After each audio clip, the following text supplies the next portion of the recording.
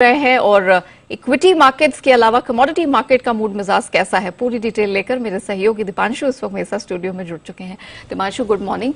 लगातार हम देख रहे हैं कि दूसरा ट्रेडिंग सेशन है इस हफ्ते जहां सारे कमजोरी वाले सिग्नल्स आ रहे हैं। कल तो बिल्कुल मिसैकर हो गया मार्केट में, तो आज ग्लोबल मार्केट्स हमें कैसे इंडिकेशंस दे रहा है और कमोडिटी मार्केट का क्या है? बहुत रेयर होते हैं मार्केट्स में जब आप इस तरह की वॉलिटिलिटी देखें और इतना बड़ा प्राइस ड्रॉप और उससे भी ज्यादा रिकवरी। इनफैक्ट मैं कुछ डेटा देख रहा था 2008 के बाद, यानी कि 14 सालों के बाद आपने बाजार में इतना बड़ा उतार चढ़ाव एक ट्रेडिंग सेशन में देखा है। और कल ऑफकोर्स आपने देखा ही होगा, अगर आप रात 11:30-12 बजे तक बाजार ट्रैक कर रहे थे तो आपको डाउ 1100 पॉइंट्स नीचे दिखा होगा, एसजीएक्स पर 350-400 की गिरावट दिखी होगी, टेंशन में आप सो नहीं पाए होंगे। और अगर वही आप आज सुबह बाजार को देखेंगे तो जबरदस्त रिकवरी के साथ अमेरिकी बाजार बंद हुए। बट ऑफकोर्स एशिया के बाजार अभी भी नेगेटिवली रिएक्ट कर रहे हैं। अच्छी बात यह है कि निचले स्तर से रिकवरी भी आ रही है, एसजीएक्स भी अब रिकवर होकर 17,000 के ऊपर है। बट बहुत ही भारी उतार चढ़ाव आप एशिया के बाजारों में, ग्लोबल बाजारों में आते हुए देख रहे हैं। कल शाम हमने देखा 6 दिन की गिरावट पर वैसे तो ब्रेक लगते हुए दिखा है अमेरिकी बाजारों में, बट इस तरह की वॉलिटिलिटी बहुत रेयर देखी जाती है, जहां पर 1 पॉइंट पर डाउ इंट्राडे में 1100 पॉइंट फिसलने के बाद लगभग 1200 पॉइंट की रिकवरी के साथ 100 पॉइंट ऊपर दिन की ऊंचाई पर आपने बंद होते हुए देखा। वहीं अगर आप नैस्डैक की बात करें तो इंट्राडे में 0.6% की गिरावट, इंडेक्स पर 0.6% की गिरावट थी और एंड ऑफ द डे देखिए 0.5% ऊपर इंडेक्स बंद हुआ। S&P 500 भी निचले स्तरों से करीब 4% रिकवर होकर बंद हुआ और रसल 2000 में तो जबरदस्त उछाल कर रहा है, कल 2.25% की तेजी इस इंडेक्स में आती हुई देखी। तो आपको ये दिखा रहा है किस तरह की वॉलिटिलिटी कल बाजार में रही। अच्छी बात है कि निचले स्तरों पर बार्गेन बाइंग हुई है, डिप पर बाइंग हुई है, क्योंकि फंडामेंटली कुछ नहीं बदला है, नतीजे भी अच्छे आ रहे हैं कंपनीज की तरफ से, बाकी भी इकोनॉमी की स्थिति अच्छी है, सिर्फ वो रेट बढ़ने के डर से हम देख रहे हैं ऐसी वॉलिटिलिटी है। सबसे ज्यादा action of course IT stocks में ही दिखा और इसलिए भी आपने देखा नैस्डैक पर जबरदस्त रिकवरी थी, पर कंज्यूमर स्टॉक्स में भी अच्छी तेजी दिखी, एनर्जी स्टॉक्स भी नीचे से रिकवर होते देखे, बैंक्स और फाइनेंशियल्स में भी एक्शन था। अब पूरी की पूरी नजर फेड की बैठक पर है। आज से 2 दिवसीय एफओएमसी की बैठक शुरू हो रही है। कल शाम फेड का फैसला आएगा तो देखना पड़ेगा थर्सडे को हमारे बाजार इस पर कैसे रिएक्ट करेंगे। इसके अलावा नतीजों पर भी नजर है। दिग्गज माइक्रोसॉफ्ट के नतीजे आज आने वाले हैं, साथ ही Johnson and Johnson, 3M, GE, American Express, कुछ और दिग्गज कंपनीज यूएस की जो आज नतीजे पोस्ट करेंगे, तो यह भी एक एडेड फैक्टर होगा बाजार की वॉलिटिलिटी का। यूरोप के बाजार ऑफकोर्स अमेरिका की रिकवरी से पहले ही बंद हो गए, इसलिए यूरोप में आपने कल 2.5 से 4% की बड़ी गिरावट आती हुई देखी, तो वहां पर एक इंपैक्ट जरूर था। कच्चे तेल में भी हमने सुस्ती देखी, करीब 2% नीचे था, आज सुबह थोड़ा रिकवर हुआ है, 86.5 के आसपास आपको ब्रेंट ट्रेड करते हुए दिख रहा है। सोने में कल खरीदारी देखी, 1840 के ऊपर गया, थोड़ी सेफ हेवन बाइंग भी आई सोने में कल। और इसके साथ ही डॉलर इंडेक्स में भी मजबूती है, करीब 2 हफ्ते की ऊंचाई पर है डॉलर।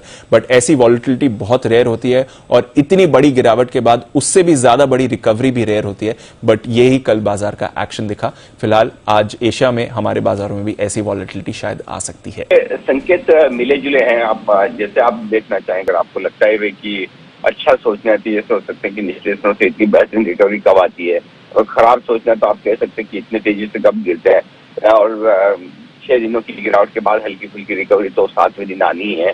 तो बात यह है कि ग्लोबल मार्केट बहुत ही वॉलेटाइल है, पहली चीज ये। तो न आप तेजी पर भरोसा करते हैं न मंदी पर बहुत भरोसा करते हैं अगर आप निचले स्तरों पर बेचते हैं तो।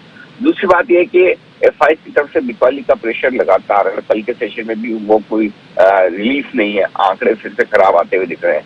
तो इसका मतलब क्लियर है कि थोड़ा वोलेटाइल ट्रेडिंग सेशन अभी आपको और देखने को मिलेंगे।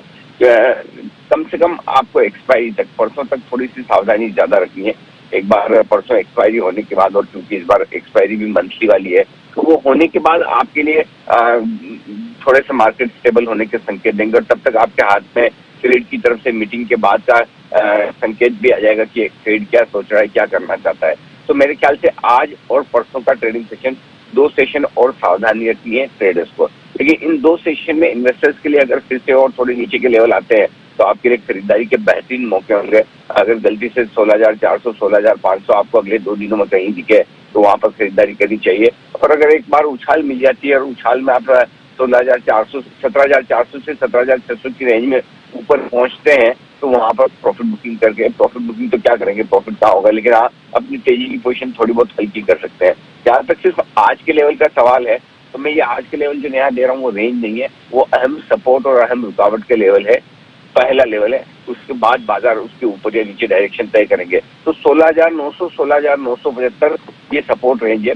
अब फ्रेश और बड़ी कमजोरी तब होगी जब आप 16,900 के नीचे ट्रेड करना शुरू करें, तो फिर बेसिकली आप 16,400-500 तक का रास्ता खोल देते हैं। ये आपके लिए नीचे के लेवल है। ऊपर की तरफ 17,300 17,375 को पार करना मुश्किल होगा। इसके पार निकल कर टिकेंगे तो ही आपको बाजार में थोड़ी स्टेबिलिटी, हल्की फुल्की खरीदारी और रिकवरी के संकेत आते हुए दिखेंगे। बैंक निफ्टी के लिए यही लेवल कल के लोज के आसपास के हैं। 36,375 36,500 ये आपके लिए सपोर्ट का काम करेगा। इसके नीचे फ्रेश कमजोरी होगी और ऊपरी स्तरों पर 37,500 37,575 वो रेंज है जहां तक जाकर बैंक निफ्टी रुकने की कोशिश करेगा। और अगर उसके पार निकला तो मजबूती का संकेत पहला आता हुआ दिखेगा। तो आज दोनों तरफ के ट्रेड हो सकते हैं। देखते हैं शुरुआत के बाद बाजार पहले किस तरफ बढ़ते हैं। अगर कल के कोई बचे हुए सेल ऑर्डर से एक बार नीचे गिरते हैं तो निचले स्तरों से रिकवरी आएगी, और अगर पहले बढ़ जाते हैं तो थोड़ी प्रॉफिट बुकिंग और वापस से बिकवाली ऊपर के लेवल से आने की संभावना है। तो दोनों तरफ के जबरदस्त ट्रेड के लिए आपको तैयार होना पड़ेगा, ये ध्यान में रखें।